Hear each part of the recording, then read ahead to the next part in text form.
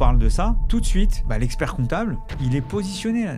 Il a de la data sociale, il a de la data financière, il connaît les entrepreneurs. Il y a un truc aussi qui s'appelle l'ISO 26000. Toi, demain, ton expert comptable te challenge là-dessus.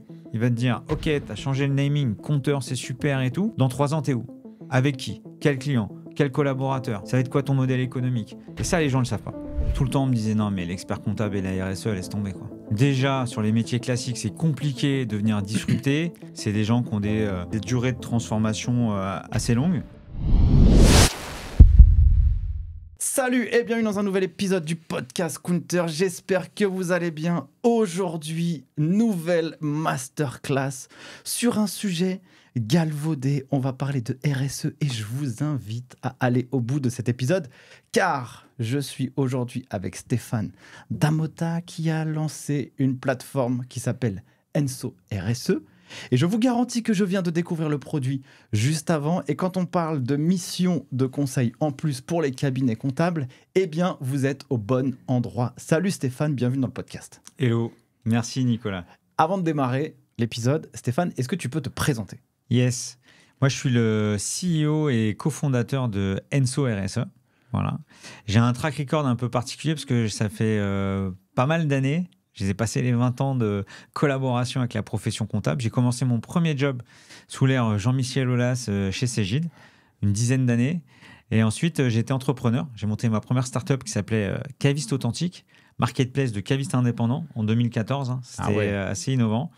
Donc, j'ai appris le monde de la start-up. J'ai appris à collaborer avec un expert comptable de l'autre côté de la barrière.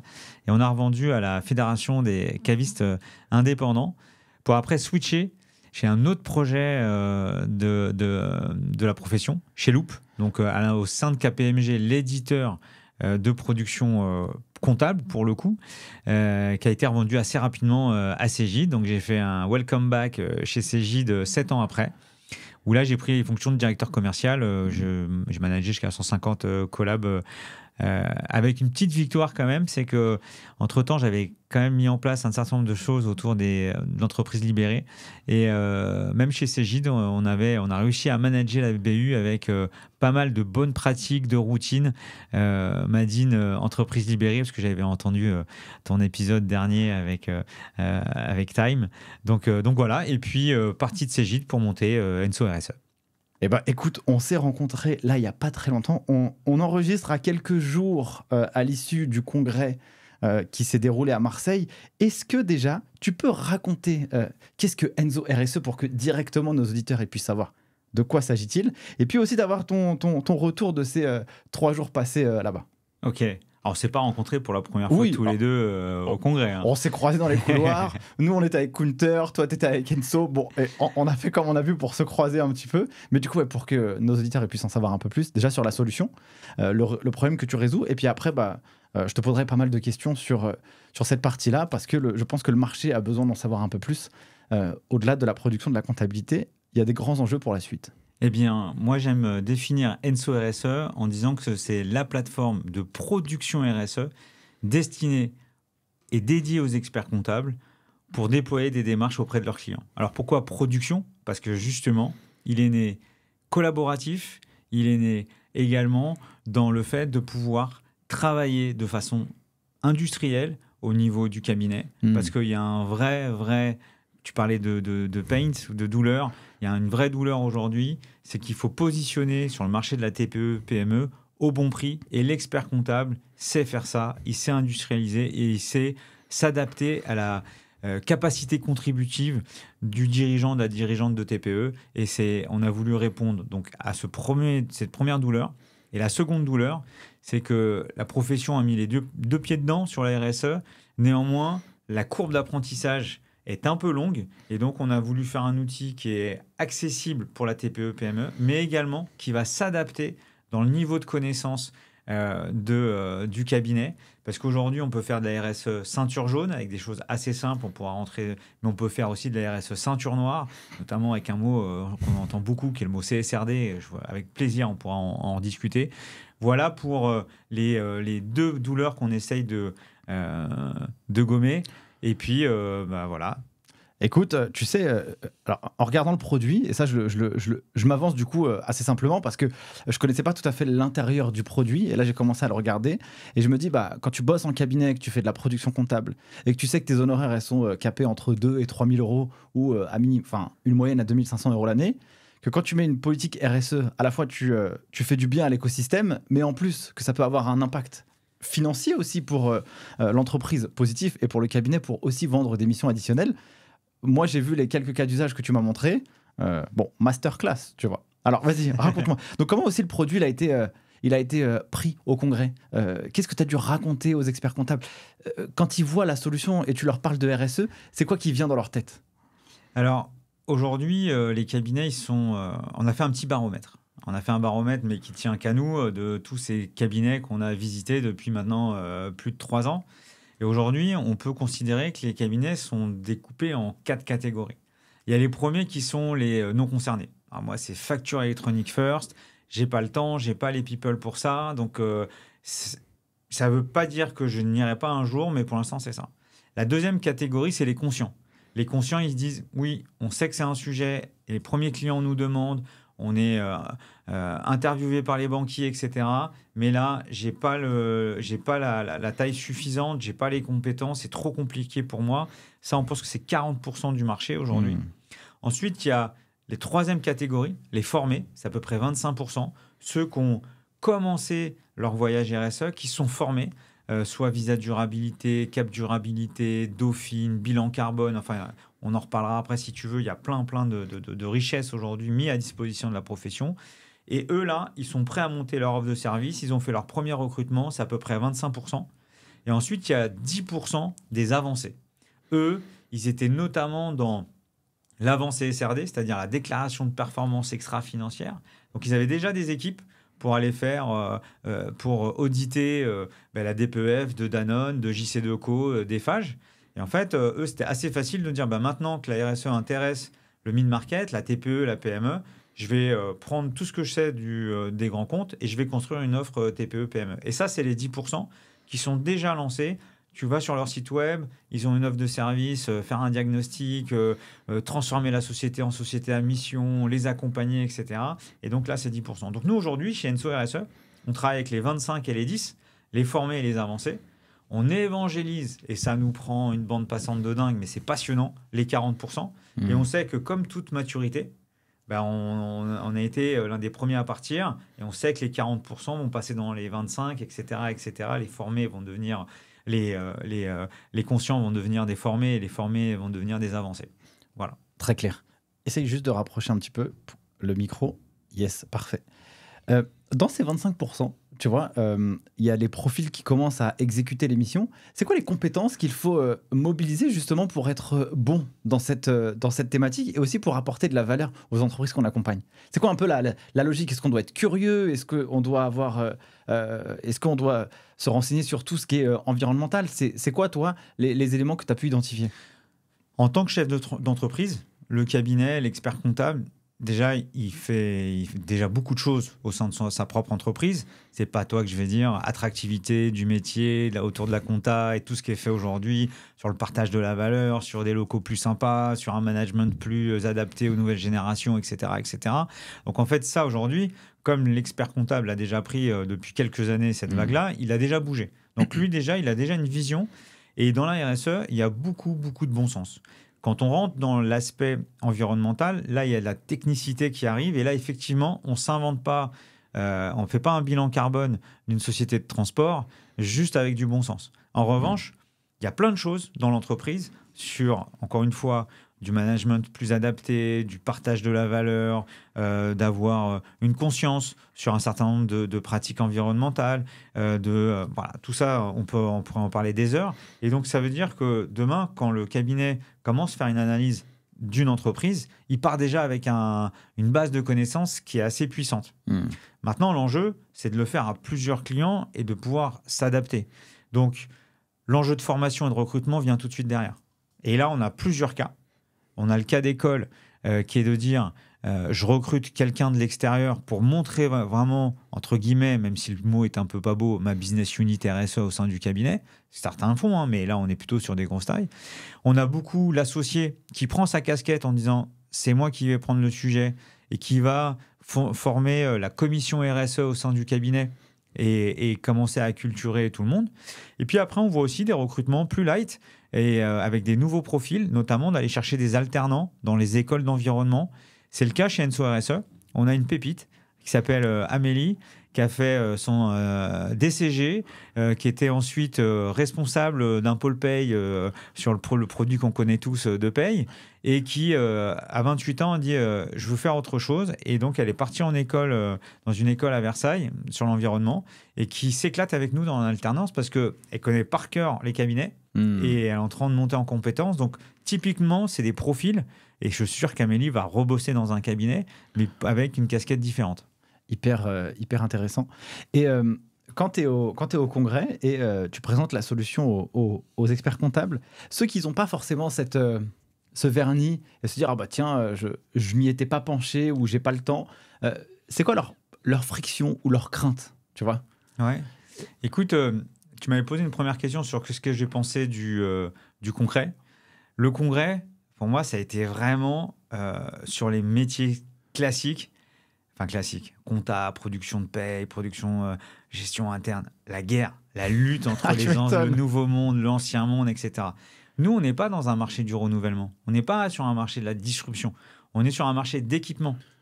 Donc, ce qui est vachement génial, c'est que le cabinet, souvent, le feedback qu'on a, c'est « Ah ouais, vu comme ça paraît pas si compliqué, en fait. » Et moi, le seul truc, je dis oui, avec un peu d'orga, un peu de market, on peut y aller, il n'y a pas de problème. Et c'est vrai qu'on a fait en sorte d'avoir quelque chose d'être facile à déployer, facile à comprendre.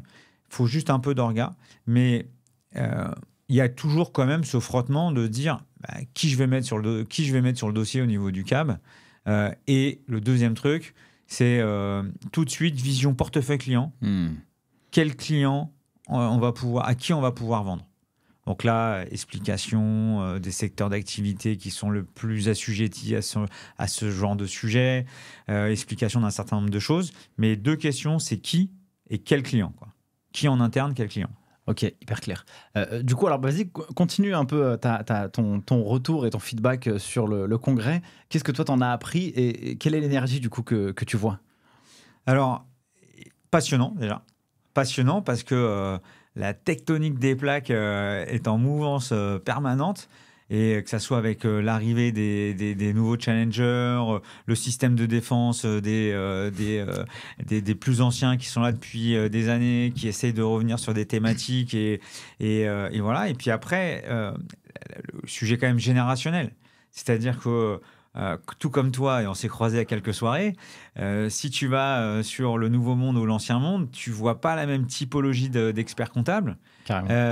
Et parfois, même quand tu discutes avec des générations un peu plus anciennes qui sont dans des soirées de gens qui sont là pour disrupter, ils se posent eux-mêmes la question en disant est-ce que c'est vraiment pour moi ou pas. Donc on voit que, et puis il y en a d'autres qui sont aussi multigénérationnels et qui se plaisent dans les deux environnements. Donc rien n'est fait là.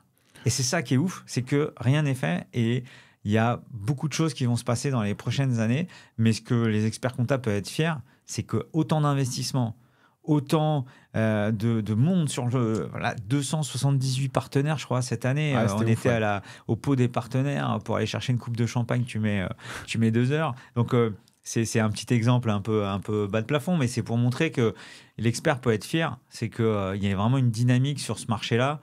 On peut le discuter, hein, parce que maintenant il y a des fonds d'investissement, il y a des gens qui font du marché, etc.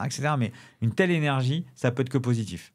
Du coup, toi, tu as fait une dizaine ou une quinzaine, entre 10 et 15 ans chez Cégide, à la base. Donc, tu étais, je ne voudrais pas dire l'ancien monde, mais en tout cas, chez un acteur historique dans la profession. Comment toi, est-ce que tu as vu le marché bouger vite ? Toi, avec ta lecture et ton expérience que tu as, c'est quoi ? Quelles sont les tendances pour toi, tu vois, dans ce marché où il y a tout le monde qui se bagarre, enfin tout le monde, quelques acteurs qui se bagarrent. Je sais pas, c'est quoi ta lecture à toi ? Parce que tu as baigné dans la technologie aussi, tu vois. Ouais, alors Alors, j'ai pas fait 15 ans. Peut-être cumulé si on met l'expérience Loop de Cablé. Ouais. Mais c'est vrai que, écoute, nous, en 2017, quand on lance Loop au marché, on est dans la rupture technologique. Ouais, on arrive avec un outil 100% cloud qui commence à intégrer de l'IA, qui est ouvert Office 365. On est dans la rupture et on vient... et on voit que 7 ans après, il y a des gens qui sont venus avec d'autres technos, avec une dynamique beaucoup plus collaborative et le game de l'après-compta intégré à la compta est un game qui est quand même assez intelligent. Donc moi, je veux citer personne, mais en gros, à chaque fois, on va faire le lien. Mais ce qui est assez drôle, c'est que de temps en temps, je suis appelé par des fonds pour me poser la question et je dis dans tous les cas, parce que le pricing au dossier, j'en suis quasi un des cofondateurs. Hein. Je pourrais le dépôt du 7 € le dossier, c'est quasi nous dans la tour KPMG en 2016 qui l'avons créé. Et ce qu'on peut se dire aujourd'hui, c'est que quand même le fait d'embarquer tous les dossiers, la transformation, l'onboarding, le welcomer, tous ces sujets-là qui étaient déjà un problème en 2017, reste toujours une intensité et ça met toujours beaucoup de temps. Et c'est vraiment ce point de friction qui, pour moi, va être le déclencheur quand, je ne sais pas si ça te parle, mais si demain tu changes de cloud public, tu en as pour 3 secondes de changer de plateforme. Là, aujourd'hui, quand tu changes d'outil, sur ces outils-là, c'est quand même encore aujourd'hui une vraie difficulté et de management de transformation et de récupération des données, de formation et d'échange avec les clients. Hyper clair. Tu sais, je connaissais pas... alors, ma lecture, c'est que je trouve qu'on est dans un endroit où tout le monde se... J'allais pas dire se bagarre, mais en tout cas, la position du cabinet, de l'expert comptable, c'est vraiment un persona que l'on doit séduire, tu vois. Et je trouve que les acteurs technologiques qui arrivent apportent de plus en plus de valeur à l'écosystème. Et donc, a priori, ça va permettre aussi de faire évoluer la filière et la rendre plus performante. Tu vois, des solutions comme la tienne, peut-être qu'elles n'existaient pas, tu vois, il y a 10 ans. Tu vois ce que je veux dire? Et donc, on apporte des solutions qui sont différentes pour faire progresser les cabinets. Et il y a des acteurs qui arrivent aussi, des nouveaux, des gros mastodons, tu vois. Moi, j'étais à la soirée Visma à Marseille. J'ai vu les photos. et du coup, tu vois que le marché français, il est aussi intéressant. Et donc, je pense que, en tout cas, comme nous, on milite aussi pour les professionnels du chiffre qui puissent avoir cette attractivité, rentrer dans la profession, je vois quand même qu'il y a une désirabilité, tant d'un point de vue investissement externe, que d'acteurs qui rentrent. Donc en fait, les comptables, c'est pas, ou les professionnels du chiffre, c'est pas des gens ennuyeux, quoi. Écoute, je vais... parce que là, je sens que tu es excité par le congrès comme moi et que je vais quand même revenir sur le sujet de la RSE et à travers ta remarque. Quand on a fait notre première levée de fonds, donc je suis allé voir des entrepreneurs à succès, je suis allé voir des petits fonds parce qu'on était sur la première et tout le temps on me disait non mais l'expert comptable et la RSE, laisse tomber quoi. Déjà, sur les métiers classiques, c'est compliqué de venir disrupter parce que c'est des gens qui ont des durées de transformation assez longues. On sait que vous allez nous faire kiffer avec des tableaux Excel et le ratio de un collaborateur d'un cabinet, il a 30 dossiers, le potentiel sur le dossier de pré-compta, sur le taux bancaire, le machin, tu me fous tout ça dans Excel et là d'un coup tu as 6 chiffres ou 7 chiffres qui s'alignent. Donc ça c'est le côté qui est forcément grisant et je comprends pourquoi tous ces gros arrivent. En revanche, il y a beaucoup de gens qui sont quand même conscients que c'est pas un marché que tu ouvres comme ça. Et si aujourd'hui on a fait Enso RSE dédié aux experts comptables et pas à la TPE, PME.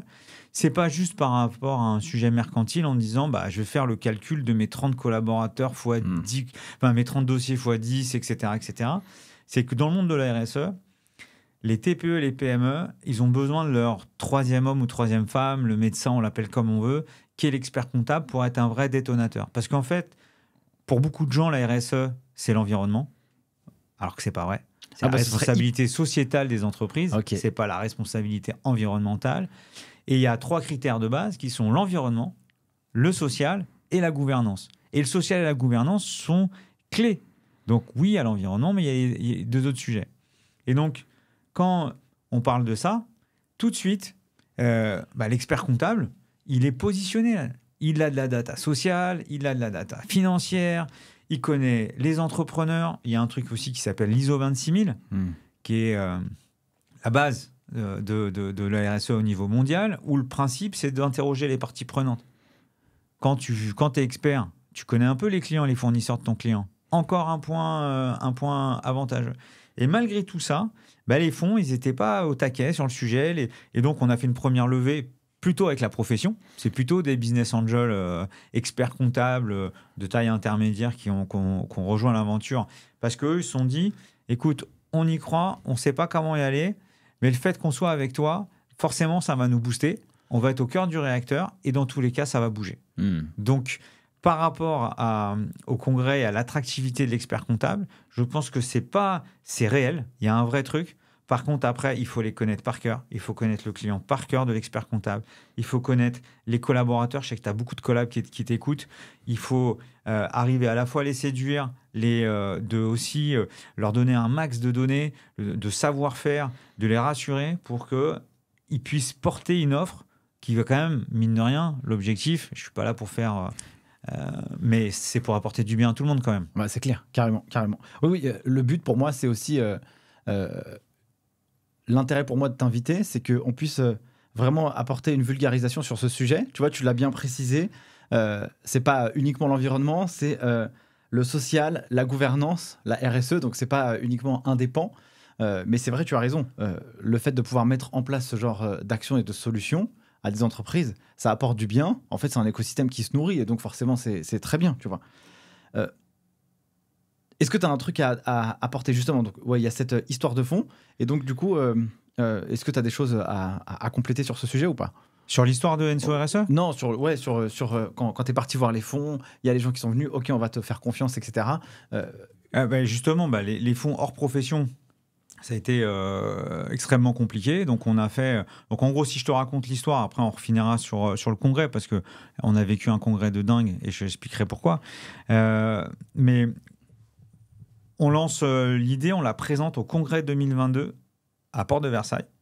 Et là, avec mon associé, on présente un proof of concept, mais déjà avec des choses qui commencent à... Et notamment, on est basé sur le diagnostic des parties prenantes et la gestion des actions. On en reparlera, si tu veux, après.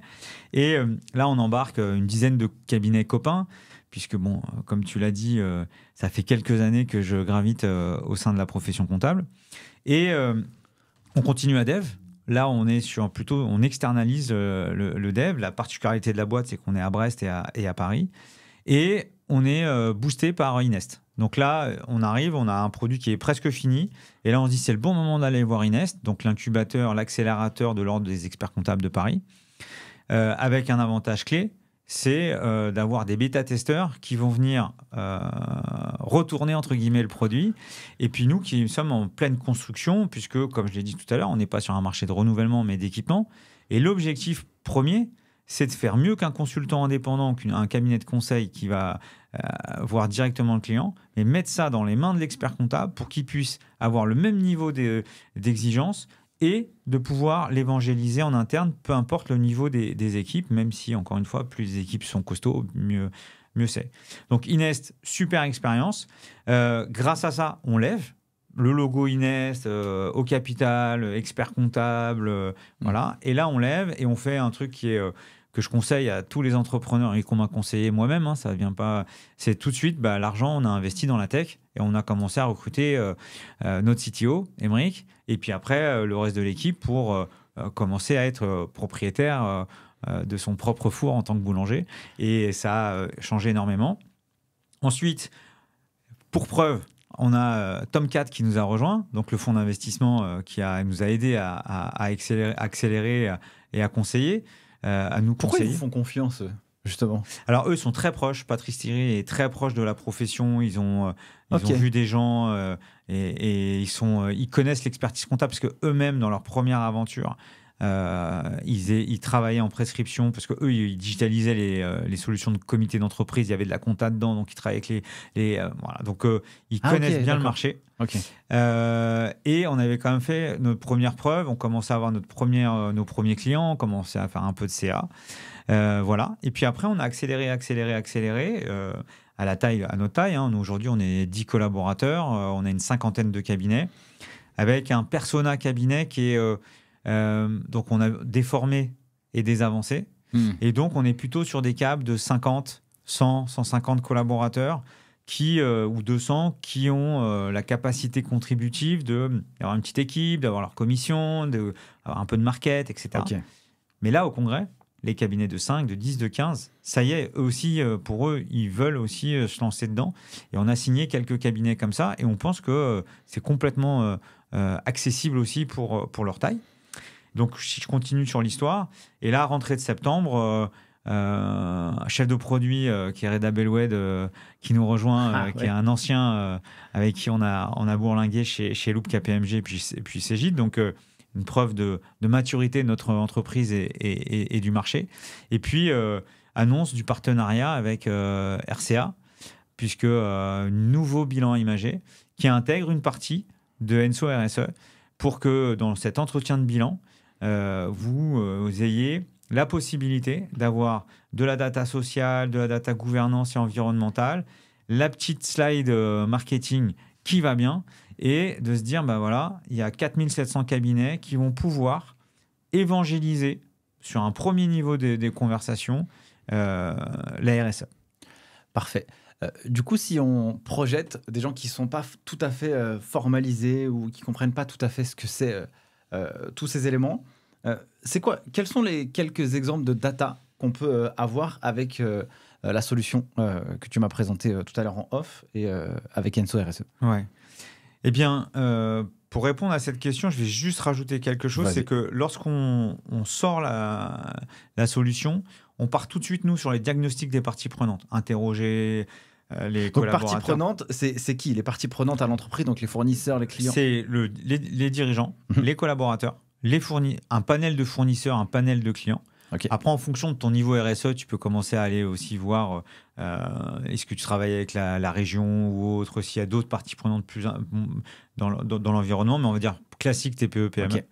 Et grâce à ça, tu vas avoir des notes de perception. Et dans ces notes de perception, ça va remonter des suggestions, des recommandations. Et après, l'expert, en collaboratif avec son client, va pouvoir lancer des actions. Et on s'est retrouvé face à des cabinets qui commençaient à faire des plaquettes. On les aide à faire les lettres de mission, les plaquettes commerciales, les webinaires avec eux. Mais petit problème commercial. Et donc là, on s'est dit, tiens, comment on va pouvoir faciliter la communication? Parce qu'aujourd'hui, ce marché-là, quand tu sors de ta bulle, eh ben, la fédération du BTP, la fédération des franchisés, les banquiers, les indépendants, ils ont travaillé beaucoup la RSE des ETI, et là, ils sont tous en train de travailler les clients d'experts comptables. Je vois. Donc, on a dit, mais comment on peut faciliter ça? Et c'est là où on a sorti le bilan flash RSE, qui est reprendre ce que sait très bien faire l'expert comptable, des FEC, des DSN, et de commencer à travailler la data pour avoir un premier livrable qui va permettre de juste marquer le territoire du cabinet en disant, surtout, s'il y a un sujet, appelez le cabinet avant de partir, voir autre chose. Et grâce à cette data, on va pouvoir avoir une sorte de bilan social, on va pouvoir avoir une intensité carbone, on va pouvoir avoir de la data sur laquelle déjà, avec un livrable sympa, l'entreprise va pouvoir déjà répondre à son banquier s'il veut avoir un boni ou l'accès à un crédit. Il peut répondre à des appels d'offres et remplir quelques cases. Ce n'est pas une démarche RSE au sens noble du terme, mais c'est un pied à l'étrier, un cheval de Troie qui est incroyable et qui permet de positionner tout de suite le cabinet sur le sujet. Hyper clair. Donc, une fois qu'on a ce bilan flash... Avec des index de salaire, ouais. Tu vois, je ne suis pas rentré. Les différences hommes-femmes, les seniors, les juniors, enfin, tu vois, tu vois à peu près de quoi je parle. Et exactement. Donc, une fois qu'on a commencé à entreprendre cette démarche, du coup, peut-être que c'est un élément qui permet de prendre conscience aussi que voici la situation dans laquelle nous sommes. Et maintenant, j'aimerais progresser. C'est quoi l'étape d'après pour avoir vraiment une démarche RSE qui soit, j'allais pas dire parfaite, mais en tout cas, qui tend vers quelque chose qui est de plus en plus poussé? Quels sont vraiment les sujets qu'on doit tacler, tu vois? On parlait d'environnement, social, gouvernance. Si on peut vraiment après rentrer dedans, comment la solution permet aussi de prendre des mesures sur certains sujets, tu vois? Alors, on est sur des sujets, pour que ça soit sérieux, et l'expert comptable en est le garant, c'est que ça soit mesurable, quantifiable et auditable. Et nous, on a créé la première piste d'audit RSE du marché, en fait. C'est-à-dire que, faut que je réexplique juste un truc avant, c'est que dans le marché de la RSE, il y a 2 salles, 2 ambiances. Il y a l'ambiance réglementaire, ce qu'on appelle ex-DPEF, déclaration de performance extra-financière, des boîtes de plus de 500 salariés. Donc, je te disais, les Danone, les Deco, les FH, etc. Où il y avait 25 CAC qui étaient cofraqués, donc qui passaient une certification, 25 firmes de CAC, donc les plus gros forcément, et quelques spécialistes. Et eux, ils allaient prouver que chez FH, telle chose qui a été indiquée, le CAC vient vérifier la validité de ce qui a été fait, en tout cas en termes de traçabilité.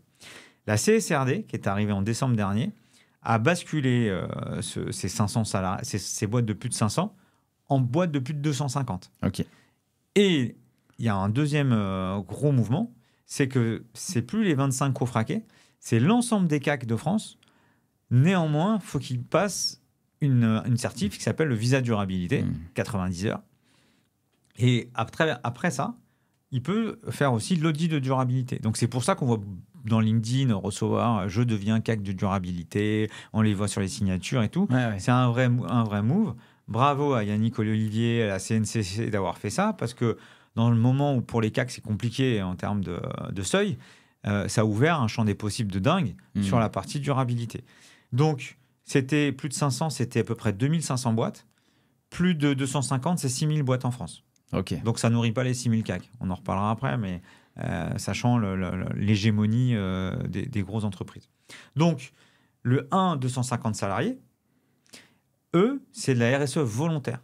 Et aujourd'hui, si demain tu veux faire ton rapport tout seul et dire que tu fais des dons d'1 million d'euros, que tu as 90% de taux d'handicap, que chez toi c'est en une entreprise libérée, etc., tu vas donner ça à tout le monde, mais personne ne va le vérifier. Et en fait, chez nous, on sait ENSO, ça veut dire cercle d'éveil.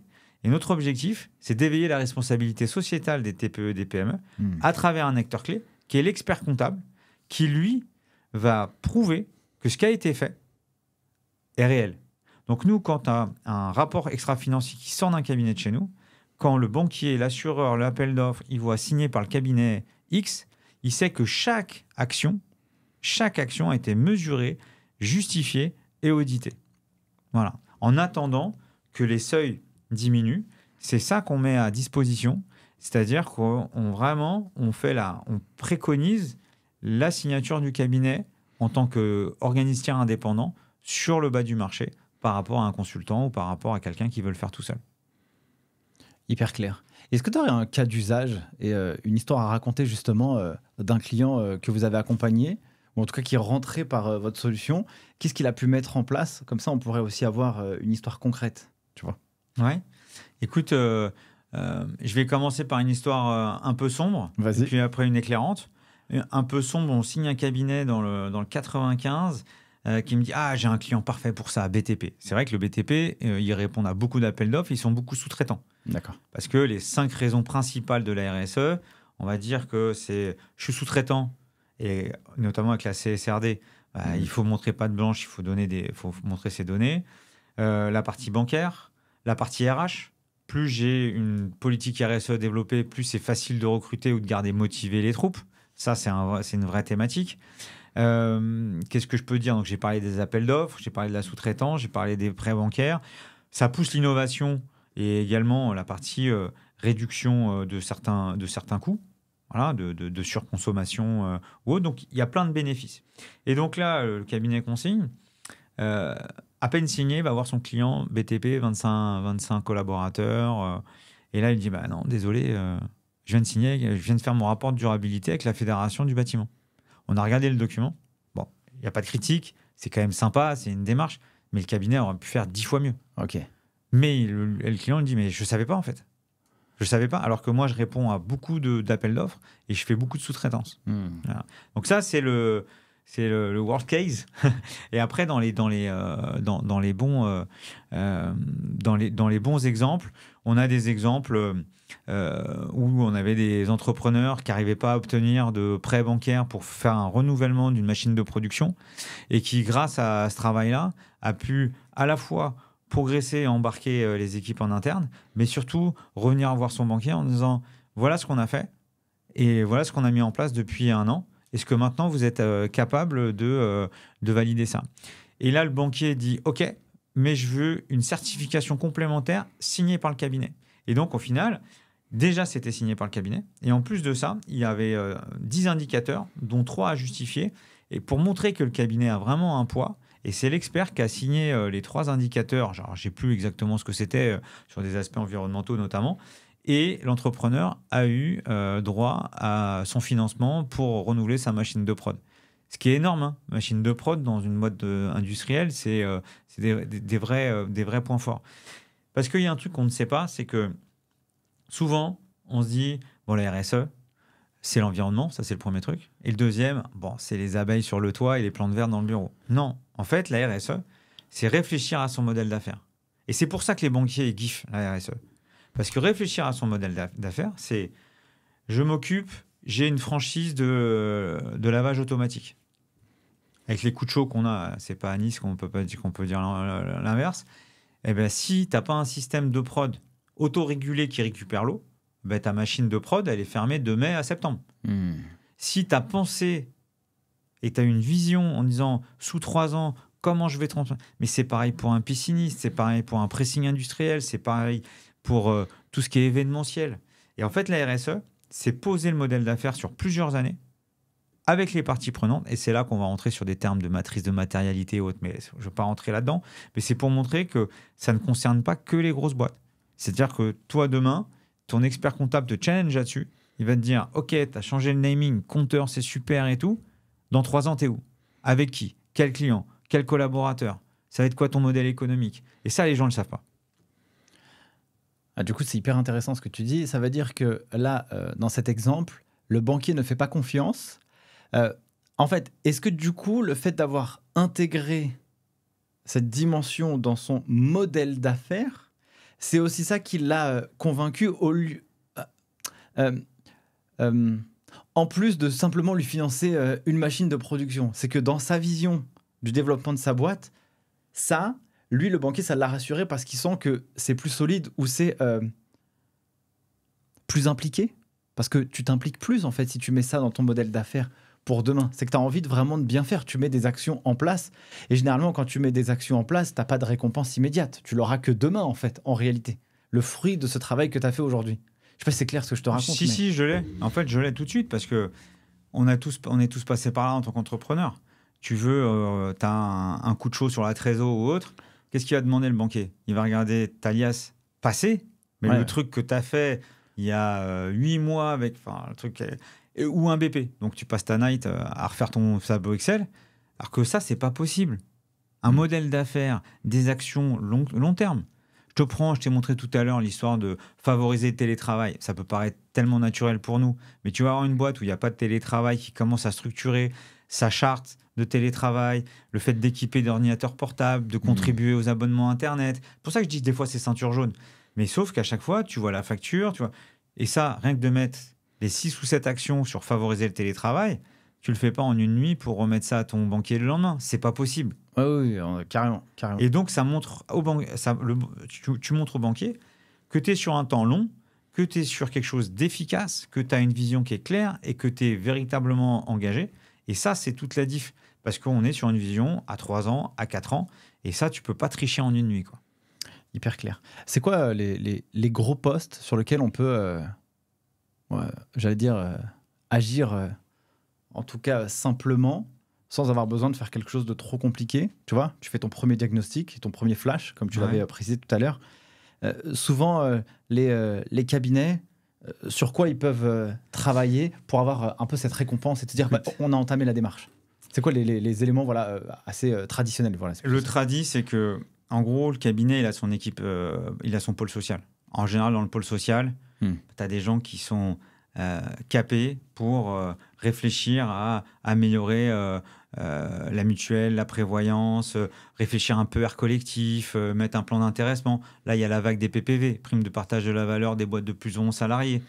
Et parfois, ces services RH, ils ne sont pas forcément dans la commercialité. Et puis, c'est drôle quand tu parles à un associé de la compta et un associé du social qui disent « Si, on s'entend super bien, on fuse les deals et tout. » Et puis après, la personne du social dit « Quoique, si vous nous aidez, ça sera quand même mieux. » Et donc, typiquement, si tu prends une boîte et que tu te dis, bah voilà, comment je vais améliorer l'engagement de la boîte, bah, tu peux tout de suite travailler sur la partie sociale et gouvernance.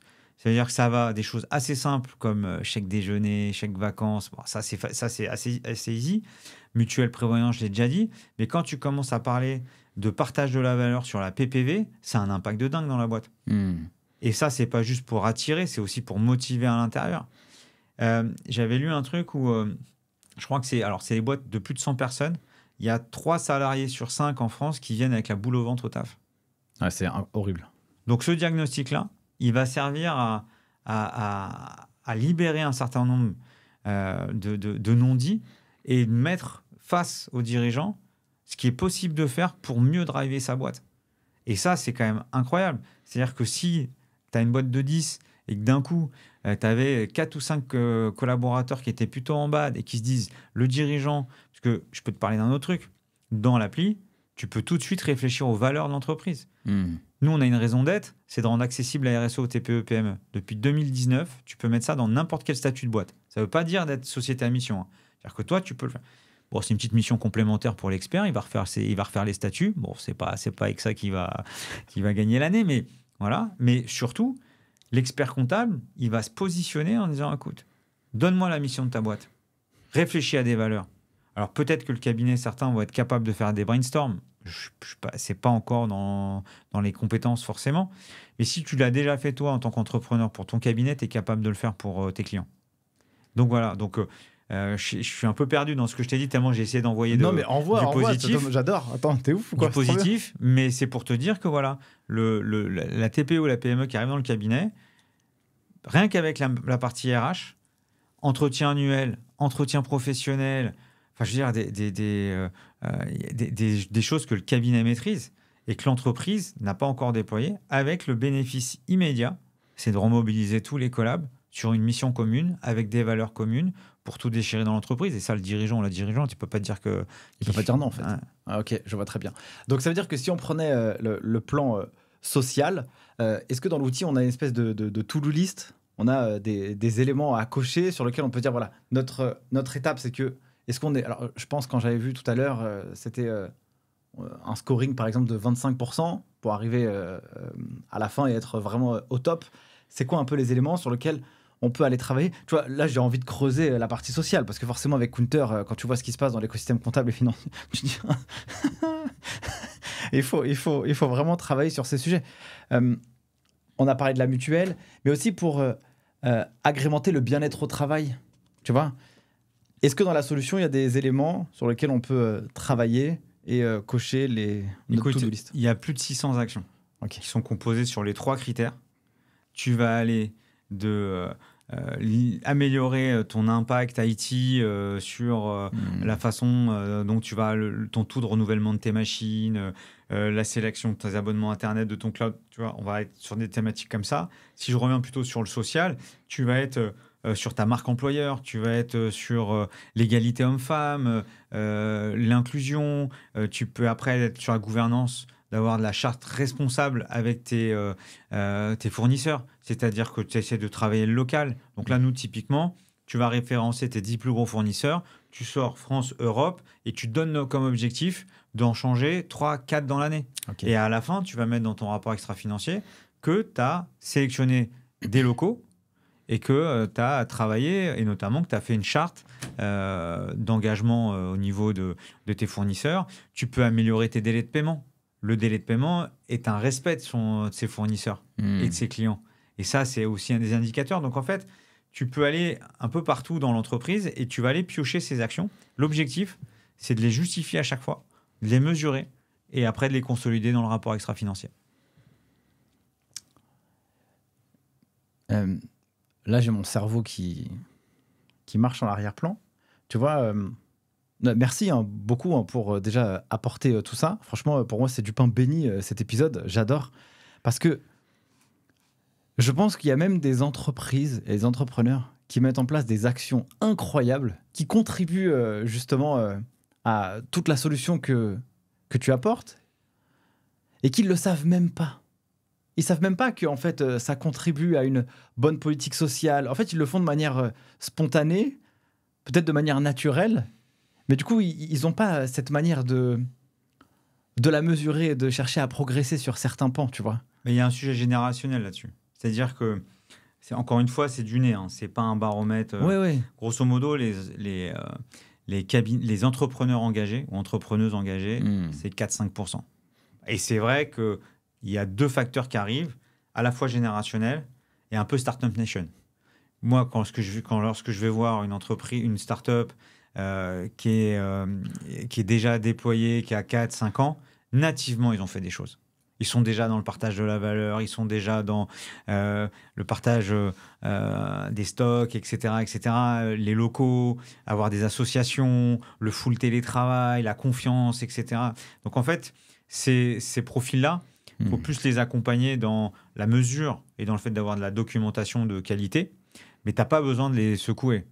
En revanche, après, c'est les 95 autres % où tu vas avoir ceux qui sont full business et qui vont faire ça parce qu'ils ont les appels d'offres et des fois aussi dans les trucs un peu plus sombres, le client arrive, il va voir le cabinet, il dit non mais moi le diag tout ça je veux pas quoi. Moi je veux mon rapport extra-financier, j'ai un appel d'offres à faire dans une semaine. Ok, ouais, là on cherche pas à midi à 14h. Mais c'est pas grave parce que il va voir quand même comment ça tourne.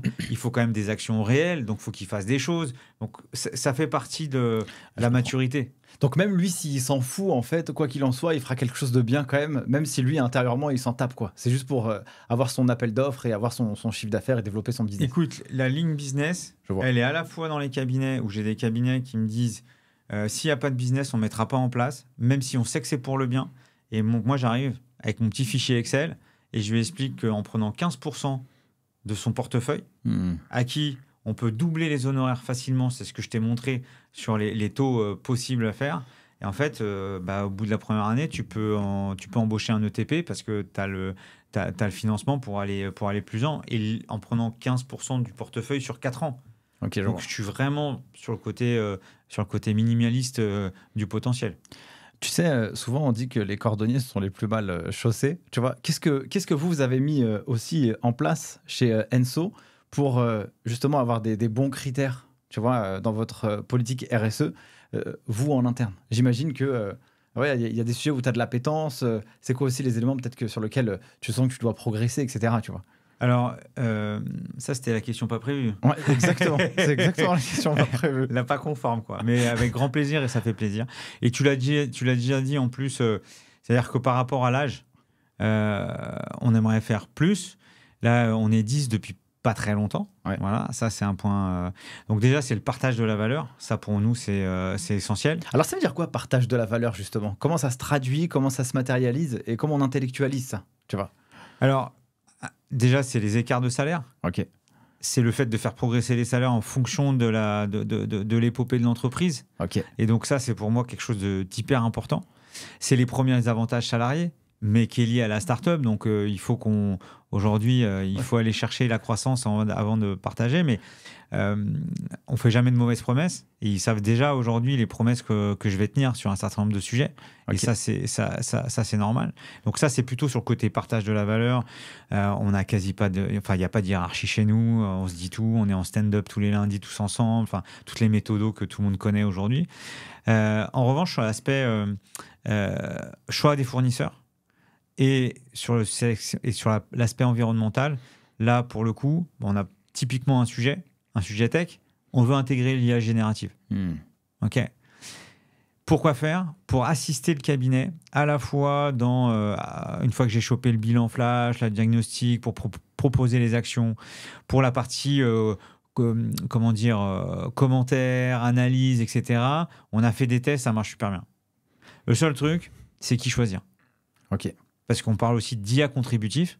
Il faut que pour consommer autant de CPU, il faut qu'il y ait une vraie contribution pour la société. Okay, je vois. Et la juste facilité, 3 commentaires et 2 recherches à l'expert comptable, ça ne justifie pas d'aller prendre un ChatGPT ou autre. Okay. Donc là, typiquement, on est dans un cas de conscience.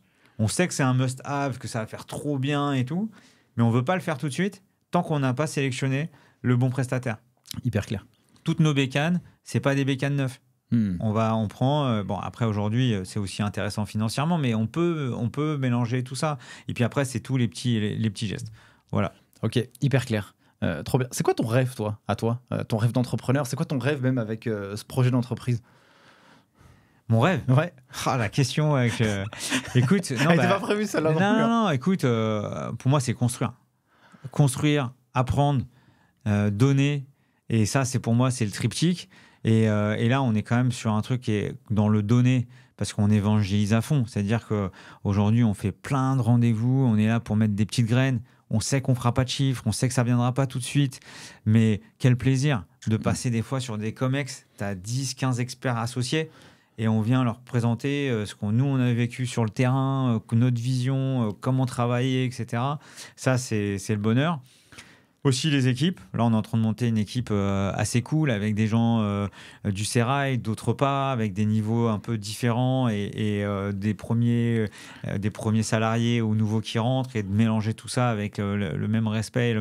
Donc ça, c'est vraiment un truc. Et aujourd'hui, il n'y a pas de limite. C'est-à-dire que si demain, on peut faire une boîte à 500 personnes et que grâce à nous, sur les 2 millions de TPE, PME, il y en a un certain nombre qui, grâce à leur expert comptable, vont faire plus attention à leurs salariés, vont faire plus attention à leurs fournisseurs, vont faire plus attention à leurs locaux.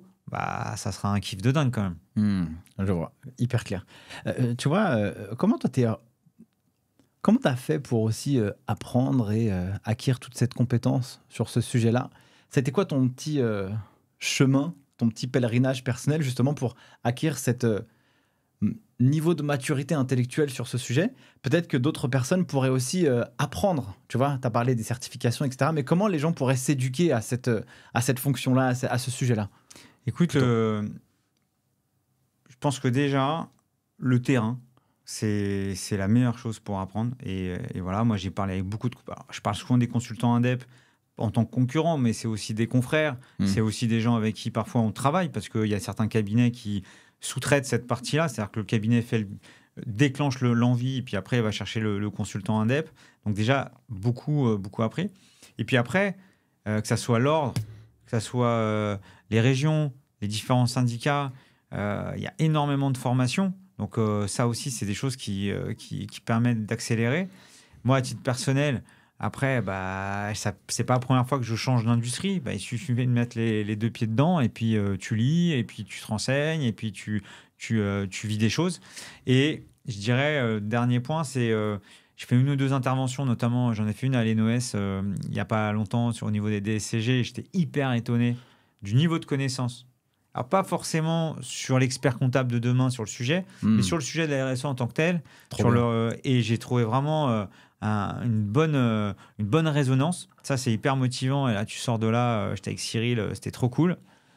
Et puis là, on fait un truc super avec Sup Expertise. Ok. Bon, là, c'est très parisien, je suis désolé, mais j'espère qu'on fera ça avec d'autres régions. Avec Sup Expertise, on fait avec les DSCG, pareil, on fait une mise en situation sur 5 jours où il y a un cas d'école sur plusieurs verticaux, segments de marché. Et à travers Enso RSE et le coaching plus important qu'Enso RSE, les étudiants vont utiliser l'appli pour faire du diagnostic jusqu'au rapport extra-financier. Ils ne vont pas faire un bilan carbone, parce que l'outil fait un bilan carbone aussi, mais on ne va pas rentrer là-dedans. Et voilà, ça, c'est des points. Et puis, quand tu transmets, c'est trop génial et tu apprends encore plus, quoi. C'est quoi ton tableau de bord à toi? C'est quoi les KPIs que tu analyses dans ton projet d'entreprise? Pas forcément sur la RSE, mais de manière générale, pour voir un peu quel est le poumon et que tu sens que tu es aussi dans la bonne voie, ou alors que ces indicateurs te permettent de te réajuster. Alors, aujourd'hui, sans rentrer dans l'indicateur pur et dur de ce que tout le monde parle de MRR, d'ARR, etc. Bien sûr. Bon, écoute, évidemment, c'est des choses qu'on regarde tous les mois et qui vont avec attention, mais pour moi, aujourd'hui, je parle de 4 piliers. Le succès d'Enso RSE, il est basé sur 4 piliers. Le premier, enfin le succès futur, hein, on est dans la vague là, mais premier, c'est le produit. Et tu peux pas faire un bon éditeur sans avoir un bon produit. Et le truc super cool, c'est que c'est pas très vendeur, mais souvent je dis qu'on a fait un Frankenstein de la RSE parce qu'on l'a construit module par module. En 2022, c'était qu'un diagnostic et un peu d'action. Et petit à petit, on a tout construit qu'avec les experts comptables. Donc, on a vraiment fait quelque chose sur mesure. Et on n'est pas venu imposer un truc. Donc, on est venu d'une douleur qu'on a. Et donc, le produit. Et puis, l'arrivée, le passage à l'internalisation. Voilà, quoi, le produit. De l'équipe. c'est l'indicateur que je regarde clé, c'est-à-dire qu'à chaque fois, de te dire, dans toute ton équipe, est-ce que tu kiffes tout le monde? Ouais. Parce que tu peux pas ne pas kiffer quelqu'un quand t'es 10. Ah ouais, non, c'est impossible. Et quand je dis kiffer, c'est on globalement, s'est compris. c'est performance, mindset, croyance au projet, croyance au métier, etc. Et ça, c'est pareil, on coche. On a 10 samouraïs de l'éternel. J'ai vu ton petit truc derrière, donc je peux faire un petit clin d'œil à ça. Le troisième, c'est les cabinets. C'est la signature des cabinets. Et là, on voit l'évolution. Il y a encore quelques mois, on mettait 3 mois à signer un cabinet. Là, c'est tombé à 15 jours. Ok. C'est-à-dire que le cycle de décision, il y a encore quelques mois, ils voulaient tous une période de test de 6 mois avec un prix, etc. Là, la majorité passe direct. Donc ça, c'est donc ce troisième pilier. Le quatrième, et je le dis avec une transparence de dingue, c'est qu'on n'a pas encore ouvert le flow business des TPE, des PME. C'est-à-dire que là, on a commencé la commercialisation en septembre de l'année dernière. On a signé des cabinets. Ils sont en train de s'équiper. Ils sont acculturés. Ils ont fait leur propre. Et ils ont commencé à envoyer des bilans flash. Et ils commencent à signer leurs premiers clients. Mais on n'a pas encore le flow de se dire on va aller chercher 10, 15, 20% du portefeuille puisqu'on est en pleine transformation. Et voilà. Donc, mon indicateur clé que je regarde comme un dingue, et c'est pas financier, hein, c'est succès. C'est que les TPE et les PME consomment. Ça voudrait dire que les cabinets sont capables de le vendre, entre guillemets, et de le produire. Ok, hyper intéressant. Ça veut dire que, ouais, je crois qu'il y a une phrase qui dit c'est pas bon d'avoir raison trop tôt. Et du coup, là, c'est aussi, faut vraiment acculturer la solution pour aussi créer un espèce de boom. Enfin, moi, je vois vraiment à la fois l'opportunité de marché, mais aussi le bien que ça peut créer sur le marché. Tu vois, c'est ces deux pans. J'aime bien avoir cette vision toujours un peu business, mais aussi utilité et impact. Je trouve que c'est incroyable, en fait. Tu vois. Et comment on arrive à séduire ou à convaincre, tu vois, les entreprises de mener ces actions? Parce qu'on pourrait considérer dans l'esprit que ça prend du temps. Tu vois, je ne vais pas commencer à faire... c'est compliqué, tu vois. Donc, comment on arrive justement à les mettre un pied devant l'autre, quoi. Si on sort du cadre logiciel, évidemment, si on a fait ce bilan flash, si on a fait ce partenariat avec Jérôme Clarisse, c'est évidemment pour mettre à la main des cabinets quelque chose de facile et de pouvoir tout de suite avoir un niveau de conversation. Mais le vrai thème dans ce lancement, c'est qu'il faut être spécifique. C'est-à-dire que si tu vas voir un entrepreneur et tu lui dis non, mais la RSE, c'est hyper important. Non, mais ESG, environnement, social, gouvernance, ODD, objectif. Le mec, il te regarde, bon, ok. Non, dites-moi, monsieur le client, je sais que vous êtes dans le transport, vous galérez pour recruter. C'est compliqué. Hein. Ah ouais, les chauffeurs, je comprends et tout. Bon, on a tout essayé, des super agences, ça marche pas. Moi, je vous propose autre chose. On va essayer d'avoir une dynamique beaucoup plus attractive en mettant une démarche RSE au sein de l'entreprise pour que lorsque, d'une part, peut-être il va y avoir de la recommandation en interne, c'est pas le bon terme recommandation quand tu fais du recrutement, mais c'est pas grave, tu m'as compris. Et surtout, c'est que les CV que vous allez recevoir ou autres, ben, vous allez expliquer tout ce que vous faites, à la fois parce que vous êtes une entreprise engagée, parce que quand on fait du transport, bah, sur l'environnement, c'est compliqué. Donc, il faut compenser, il faut faire plein de choses. Et aujourd'hui, avoir un chauffeur peut-être de 25 ou 30 ans, c'est peut-être un sujet pour lui. Et puis, il va comprendre qu'il y a la PPV ou il y a d'autres sujets de partage de la valeur et qu'en plus de ça, il y a un certain nombre d'avantages. Et que l'entrepreneur, il est conscient des difficultés que ça représente et qu'il faut une super mutuelle, il faut un super, peut-être d'autres compensations, etc. Voilà. Et en fait, c'est ça qu'on va mettre en avant.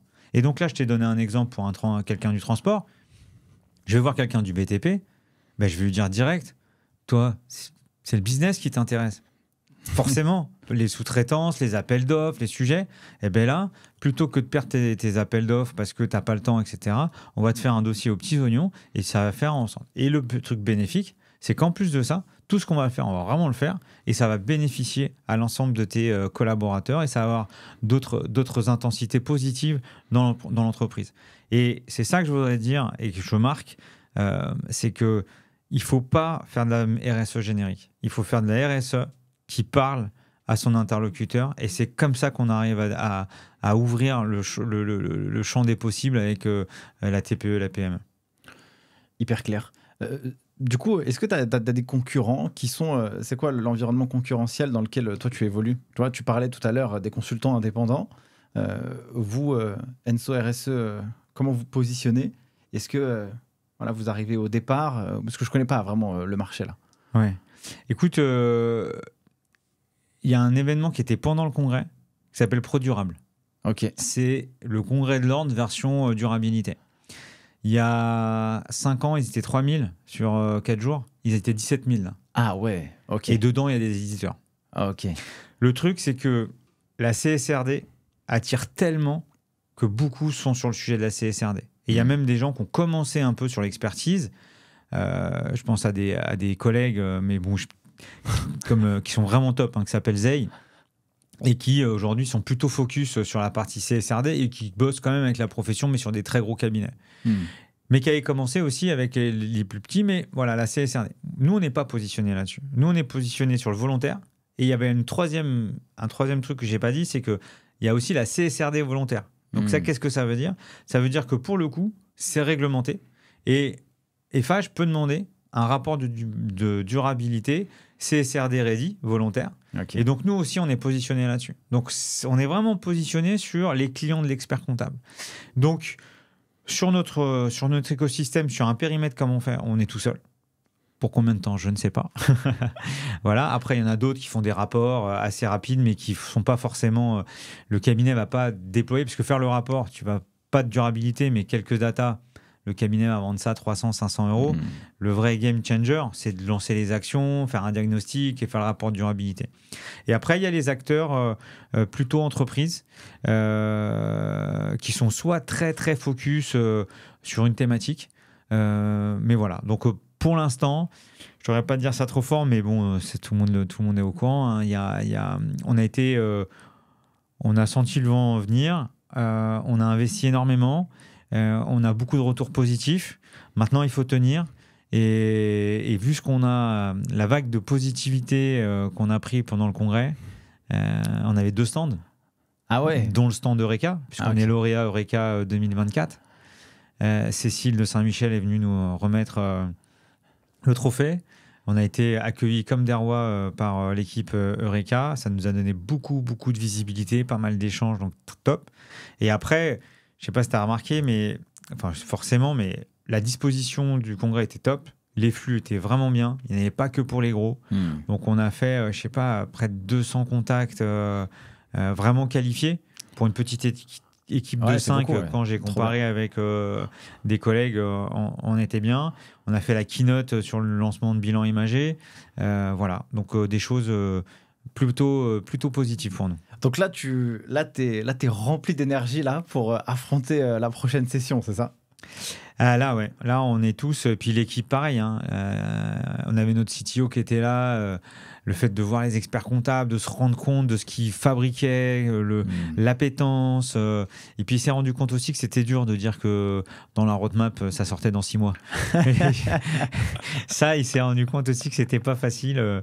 Voilà. Non, on est vraiment au top. Et puis, on voit même que l'ordre sort pas mal d'outils aussi pour accompagner.